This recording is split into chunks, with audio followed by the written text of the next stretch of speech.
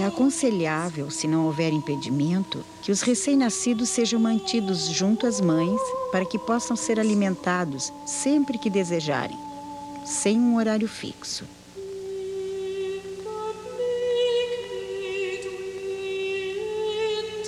O alojamento conjunto facilita também o estabelecimento de uma boa relação mãe e filho, tão importante quanto o leite para o crescimento e desenvolvimento global do bebê.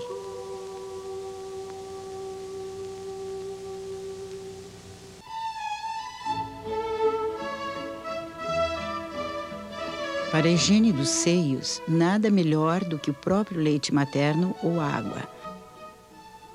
Substâncias como álcool, sabonete e água boricada retiram a oleosidade normal da pele e facilitam o aparecimento de fissuras. Em cada mamada, ambos os seios devem ser oferecidos, porque a sucção e o esvaziamento regulares garantirão a produção de leite igualmente nos dois seios. O leite materno é um alimento seguro em termos nutricionais e microbiológicos. Se houver necessidade de interromper a amamentação por algumas horas, pode-se armazenar o leite no recipiente esterilizado e guardá-lo em geladeira.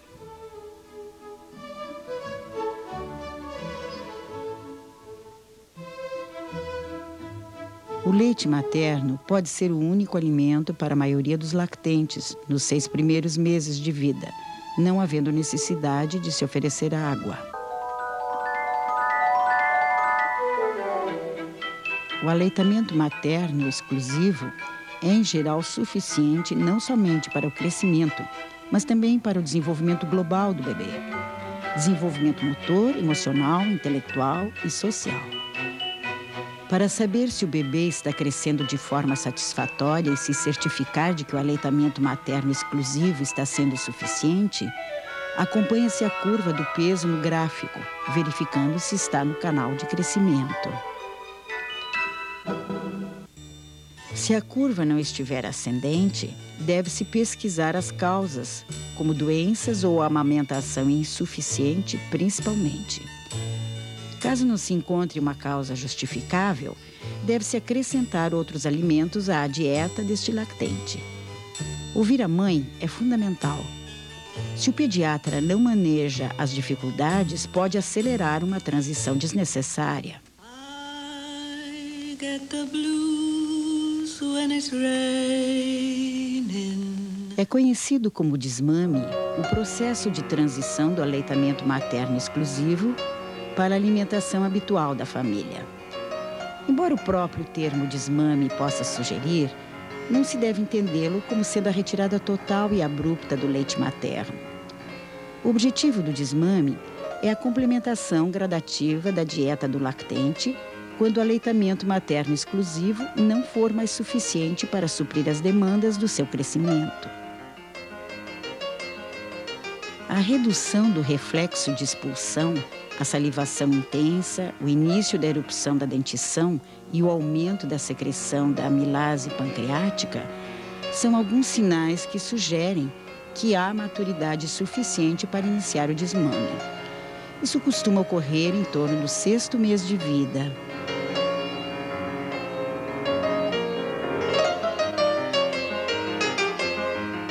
Em países como o Brasil, o momento do desmame representa um risco para a saúde do bebê.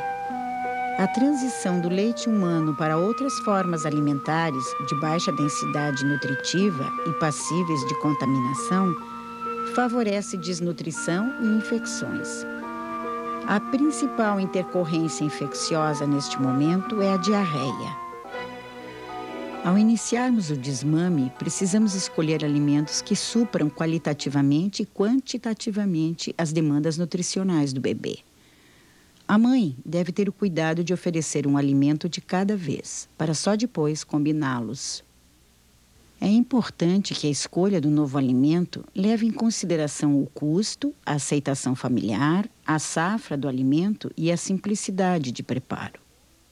Na sopinha eu colocava legumes diferentes, cenoura, abóbora, carne, passava no liquidificador, ou oferecia amassado no garfo, que é melhor por causa da dentição. I get the blues when it's raining,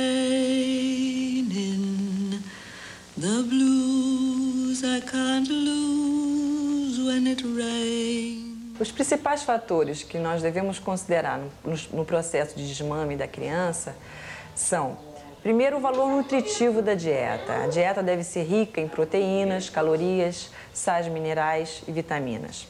Segundo, a fácil obtenção desses alimentos, né? Esses alimentos, eles devem ser de fácil preparo, de fácil obtenção, eles devem fazer parte da cultura da região e do hábito familiar. Devemos orientar os pais quanto aos cuidados de higiene na realização desta dieta. Isso é muito importante porque num país como o nosso, em que a maioria da população vive em péssimas condições sanitárias, muitas vezes fica difícil essa família ter todos os cuidados de higiene necessários. Essa fase de desmame é um processo gradual, é um processo progressivo. A criança nem sempre aceita dieta inicialmente. Muitas vezes ela recusa, mas não por uma questão de paladar, é simplesmente porque ela não está acostumada com aquele alimento.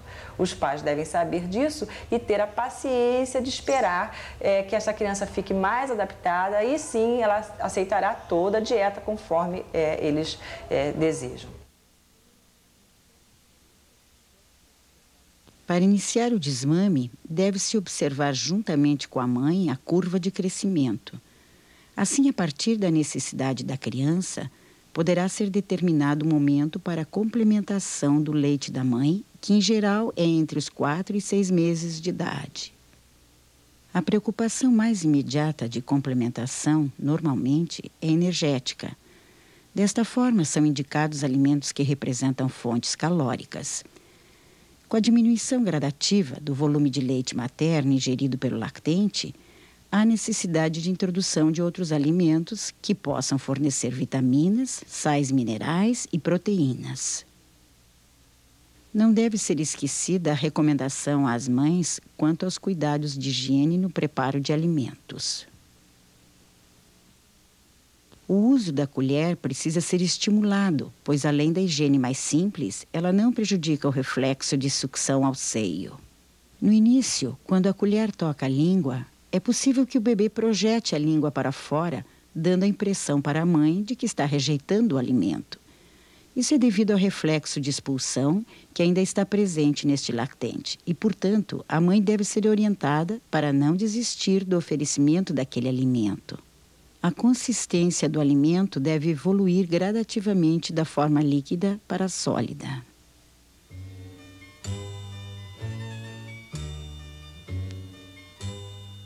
Os alimentos inicialmente introduzidos são frequentemente as frutas e hortaliças, verduras e legumes, não apenas por seu valor nutritivo, mas também pela boa digestibilidade, sabor agradável e facilidade de preparo. Um alimento novo é introduzido a cada vez e separadamente. São as misturas simples. O suco de laranja deve ser feito com a fruta lavada em água corrente, cortada e espremida em espremedor caseiro ou mesmo manualmente. Sucos de hortaliças, como o de cenoura, podem ser processados em liquidificador com adição de um pequeno volume de suco de fruta ou de água. O uso de açúcar é opcional. A papa de frutas é feita a partir de alimentos bem lavados, que possam ter suas polpas raspadas ou amassadas com um garfo. É preciso levar em conta as particularidades de cada fruta. As misturas duplas consistem na combinação de alimentos com o objetivo de oferta de uma fonte calórica e de outra proteica para a criança.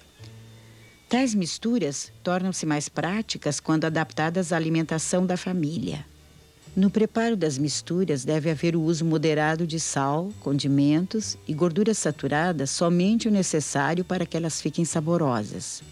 Tem-se a mistura múltipla ou completa quando se acrescenta uma fonte de vitaminas e sais minerais à mistura dupla.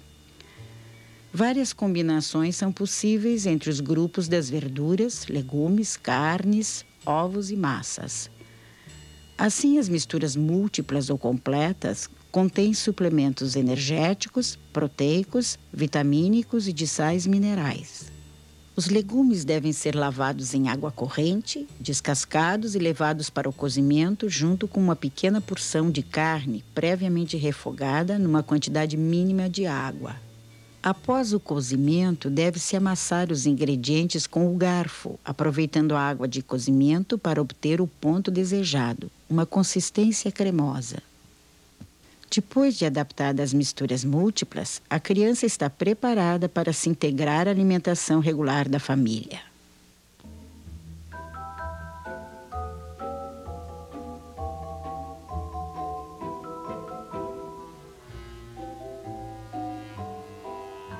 Quando o desmame é precoce, ou seja, nos primeiros meses de vida, o alimento utilizado é o leite, que é geralmente o de vaca. Há formulações disponíveis no mercado destinadas a lactentes sadios. São fórmulas instantâneas, com elaboração definida e medidas padronizadas. O profissional de saúde deve orientar as mães no preparo adequado do leite e das implicações da diluição e adição inadequadas. Lembrar que determinadas fórmulas dispensam o uso de complementos como farinhas e açúcares. É importante orientar as mães quanto aos cuidados de higiene com as mamadeiras e acessórios.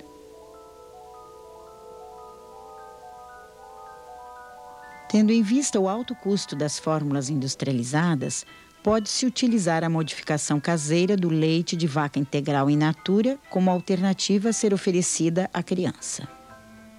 A diluição do leite de vaca tem por fim a redução da carga de solutos presentes no leite. Recomenda-se a diluição a meio para bebês até 1 mês e a diluição a 2/3 até os 3 meses de idade. A partir do 4º mês, o leite deve ser oferecido sem diluição. Para compensar a perda energética ocasionada pela diluição, é necessária a adição de complementos energéticos como açúcar e farinhas. Quando for oferecer a mamadeira, deve-se ter o cuidado de não deixar muito apertada a rosca do bico, para que o bebê não faça esforço em demasia para sugar o leite. O diâmetro ideal do furo no bico da mamadeira é aquele que, ao se inclinar o frasco, o leite sai gotejando. I get the blues when it's raining.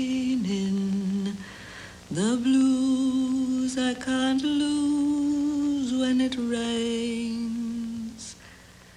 Eu sabia da importância, eu sou dentista, eu sabia da importância do desenvolvimento da mandíbula em relação à amamentação. E ele, como eu e meu marido tivemos que usar aparelho, a gente tinha muito medo dele ter que precisar usar aparelho também. Então, a partir da amamentação, né, para fazer o desenvolvimento dos maxilas, e ele não teve problema nenhum. Para pegar o peito, sempre pegou bem. E até 5 meses exclusivamente peito, nem água, nada. E passou direto do peito para a sopa, na colherinha. Quando ela fez 4 meses, ela começou a não aumentar o que ela tinha que aumentar. E o médico mandou a dar leite de vaca para ela, complementando o leite do peito. Mas eu não dei, eu continuei amamentando só no peito, porque eu tinha uma experiência anterior com meu outro filho. Também na mesma época eu estava ganhando o peso que tinha que ganhar, e eu não desmamei na época pela orientação de amigas do peito. Bom, a introdução da alimentação para a Isabela foi a partir de 7 meses. 6 meses e pouco, porque até aí ela estava exclusivamente no peito.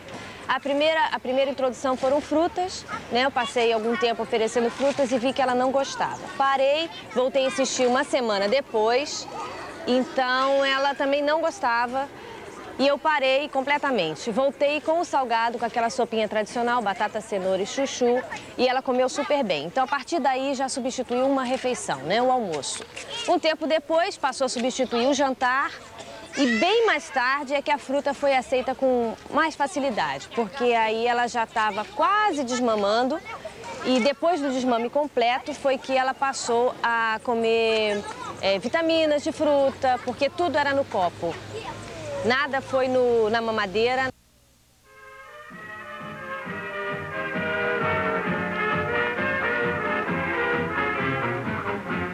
Durante séculos, a alimentação dos bebês foi uma questão das mulheres. Amas de leite, mães e avós acumularam empiricamente um saber transmitido geração a geração.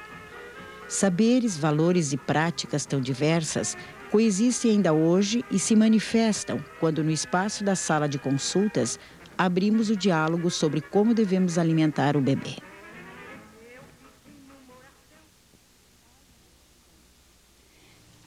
A alimentação no primeiro ano de vida é hoje um rico campo de estudo interdisciplinar que pode auxiliar o profissional de saúde não só a compreender as bases científicas que sustentam a prescrição de cuidados com a alimentação, mas também os desafios que enfrentam no dia a dia para compartilhar esse saber com homens e mulheres que cuidam de seus bebês.